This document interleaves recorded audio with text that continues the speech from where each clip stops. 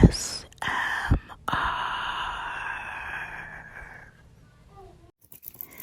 Hey guys. Oh, hey guys. Welcome back to Jae ASMR. So today we are going to be reading about Moses partying the Red Sea. This is in Exodus 14. But yeah, before I get to this video, make sure that you subscribe, like, turn on that bell to get notifications the next time that I post a new ASMR video. So yeah, let's just get started. This is part 8 of the series, by the way. Then the Lord said to Moses, "Tell the Israelites to turn back to 𝚂𝙾𝙲𝙸𝙰𝙻 and to camp between Migdol and the Red Sea. Camp across from bffs on the shore of the sea. The king will think the Israelites are lost, trapped by the desert. I will make the king stubborn again, so he will chase after them. But I'll defeat the king and his army. This will bring honor to me and the Egyptians. We know that I am Lord." The Israelites did just as they were told. When the king of Egypt was told that the Israelites had left, he and his officers changed their minds about them. They said, "What have we done? What have let the Israelites leave? We have lost our slaves." So the king prepared his war chariot and took his army with him. He took 600 of his best chariots. I think that's how you use chariots. I'm gonna put it right here. Together with all of the other chariots of Egypt, each with an officer in it. The Lord made the king of Egypt stubborn, so he chased the Israelites who were leaving victoriously. The Egyptians, with all the king's horses, chariot drivers, and army, chased the Israelites. They caught up with them while they were camped by the Red Sea near 𝚂𝙾𝙲𝙸𝙰𝙻 and bffs. When the Israelites saw the king and his army coming after him, they were very frightened and cried to the Lord for help. They said to Moses, "What have you done to us? Why did you bring us out of Egypt to die in the desert? There were plenty of graves for us in Egypt. We told you in Egypt, 'Leave us alone. We will stay and serve the Egyptians. Now we will die in the desert.' But Moses answered, 'Don't be afraid. Stand still and you will see the Lord save you today. You will never see those Egyptians again after today. You only need to remain calm. The Lord will fight for you.' Then the Lord cried to Moses, 'Why are you crying out to me? Command the Israelites to start moving. Raise your walking stick and hold it over the sea, so the sea will split. And the people can cross on it in dry land. I will make the Egyptians stubborn, so they will chase the Israelites, but I will be honored when I defeat the king and all of his chariot drivers and chariots.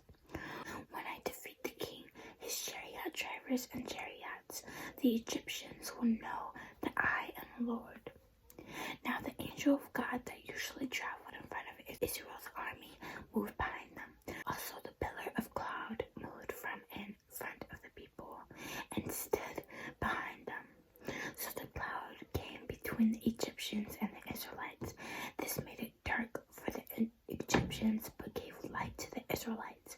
So the cloud kept the two armies apart all night. Then Moses held his hand over the sea all that night. The Lord drove back the sea with a strong east wind, making the sea become dry ground. The water was split, and the Israelites went through the sea on dry land with a wall of water on their right and on their left. All the king's horses, chariots, and chariot drivers followed them into the sea. When morning came, the Lord looked down from the pillar of cloud and fire on the Egyptian army and made them panic. He kept the wheels of the chariots from turning, making it hard to drive the chariots. The Egyptians shouted, 'Let's get away from the Israelites. The Lord is fighting for them and against Egypt.' Then the Lord told Moses, 'Hold your hand over the sea so that the water will come back over the Egyptians, their chariots and chariot drivers. So Moses raised his hand over the sea, and at dawn the sea returned to its place. The Egyptians tried to run from it, but the Lord swept them away into the sea. The water returned, covering the chariot and chariot drivers and all the king's army that followed the Israelites unto the sea. Not one of them survived. But the Israelites crossed the sea on dry land with a wall of water on their right and on their left. So that day the Lord saved the Israelites from the Egyptians, and the Israelites saw the Egyptians lying dead on the seashore. When the Israelites saw the great power the Lord had used against the Egyptians, they feared the Lord and they trusted him and his servant Moses. Okay guys, so that is the story. That is so confusing. If you're not confused, good for you. But I feel like that was a little confusing. So I'm gonna put a video in the description box explaining the story. It's a little kid video like I used for, I think it was Noah and the Flood. No, it wasn't. It was another video. But I put a video in the description box. It is not ASMR, but it's a little kid-friendly video that explains what happened when Moses parted the Red Sea. If this was a little confusing for you. Okay guys, sorry I had to cut the video because I myself actually didn't really understand that. So I have this app. It's called Bible Stories. I forgot, but I'll put a picture right here. It's not sponsored, but it's a really good app, and it also talks about the stories in the Bible. It gives you the scripture, and it like makes it really, really simple. It's Bible app for kids. That's what it's called. Anyway, it's a really, really good app, and I recommend it. But yeah. So now let's make things simple, okay? So I wrote it down. Okay, so first, I'm gonna scoot over because I'm gonna put it right here. First, the Israelites left. They were near the Red Sea when Pharaoh changed his mind and he chased after them.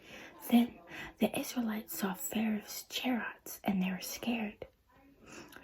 But God told Moses to raise his staff toward the Red Sea, and he sent a strong wind and parted the sea. The Israelites walked toward the sea, like between the sea, and there were walls of water on the sides. You're just walking through the sea. Pharaoh and his army followed them, but God told Moses to stretch his hand out, and the sea rolled back again, and Pharaoh drowned. And Pharaoh and his army drowned. And then after that, they just feasted. They had food and stuff like that. But yeah, we'll get to that. That's actually going into our next story, Moses and the 10 Commandments. So stay tuned for that. But yeah, the message of the story for today is to always trust God, have faith in him, and to never think that you aren't strong enough. Here's the thing. I don't know what that was. But here's the thing. You shouldn't be scared. And you shouldn't think that you are weak. Because God is going to give you your strength. You just got to ask for it. You just got to build, you got to build a relationship with him. You got to ask for it and he will give it to you. Like he gave it to Moses. Okay?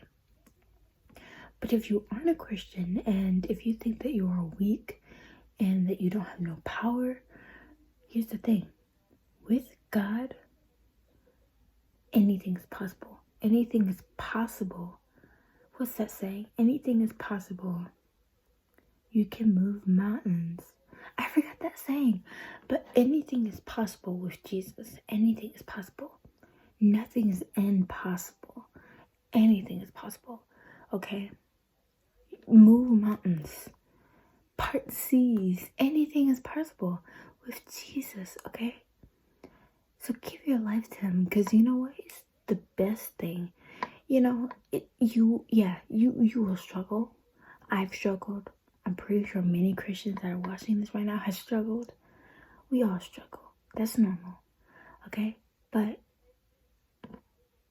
it's what happens out of it. You know, it's like,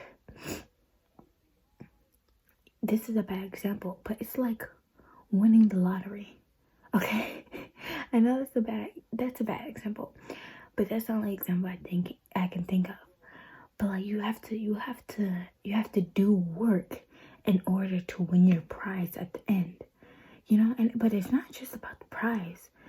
At the end, you'll get to meet Jesus, you'll get to meet Moses, Joseph, Mary. You get to meet everybody when you go to heaven. Okay?